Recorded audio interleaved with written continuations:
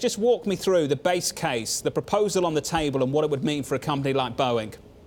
Yeah, I think, first off, when we look at potentially rising material cost, that's something we always watch for pressuring of profitability. But I think it is manageable for Boeing.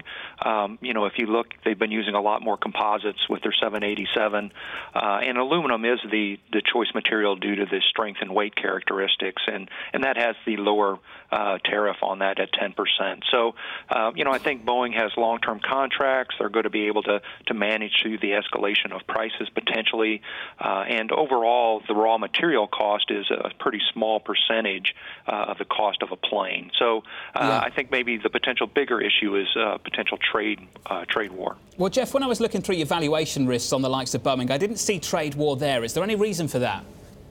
No, not necessarily. I think when we look broadly speaking, rising material cost and just general economic concerns are generally our kind of main risks. And I think the trade war would definitely probably impact the economy. So I think that's how it plays into the overall picture. Jeff, do you see it playing into some kind of regional competition between Airbus and Boeing, that actually it starts to generate shape, who gets orders and who buys what? I think that could be a long-term type of outcome.